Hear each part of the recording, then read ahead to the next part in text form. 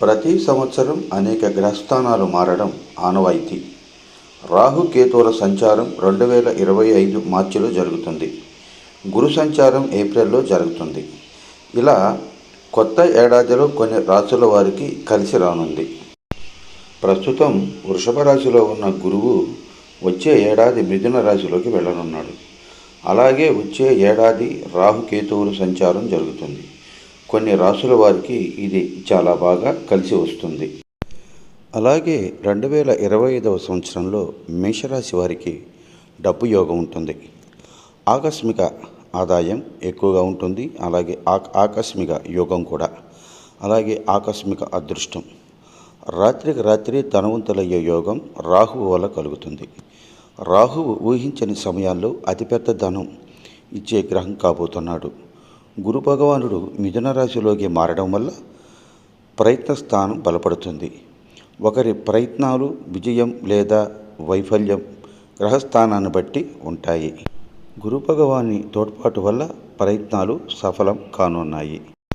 అలాగే వృషభ రాశి లగ్నంలో జన్మించిన వారికి 2025లో ధనవంతులయ్యే యోగం ఉంటుంది. 10వ ఇంటిలో ఉన్న దుష్టగ్రహం జాతకానికి ప్రయోజనాలను తెస్తుంది. నిరుద్యోగులకు కొత్త ఉద్యోగాలు వస్తాయి.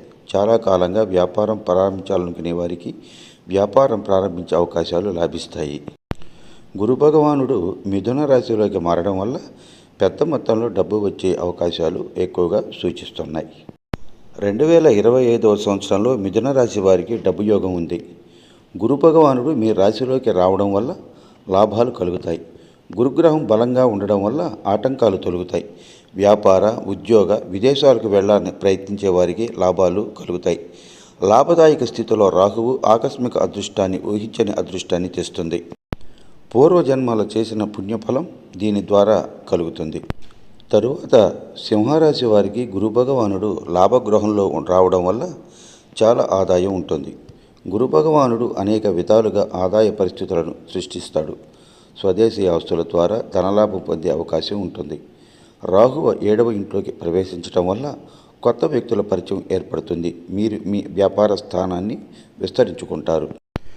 కన్యారాశి వారికి కోటీశ్వర యోగం ఉంది. వ్యాపార స్థలంలో గురు భగవానుడు రావడం వల్ల వ్యాపారం బాగా సాగుతుంది. మీరు ఉద్యోగంలో ప్రమోషన్ పొందుతారు. వ్యాపారస్తులు తమ వ్యాపారాన్ని విస్తరించుకుంటారు. తులారాశిలో జన్మించిన వారికి డబ్బు ప్రవాహం ఉంటుంది. గురు భగవానుడు 9వ ఇంట్లోకి రావడం వల్ల మీకు గత జన్మల పుణ్యఫలం లభిస్తుంది. రాహు 5వ ఇంట్లోకి ప్రవేశించడం వల్ల ఆకస్మిక అదృష్టం వస్తుంది. ఆస్తులు బాగుంటాయి. కుంభరాశికి వచ్చే ఏడాది నుంచి మంచి జరుగుతుంది. గురు భగవానుడు కుంభరాశి 5వ ఇంట్లోకి ప్రవేశించడం వల్ల ఆకస్మిక అదృష్టం ఉంటుంది. తీసుకున్న చర్యలు విజయానికి దారితీస్తాయి. రాహువు రాశి లగ్నాల్లో ఉంటే ప్రయత్నాలలో కొన్ని ఆటంకాలు ఎదురవుతాయి. అయితే గురుదేవుని దృష్టి విజయాన్ని కలిగిస్తుంది.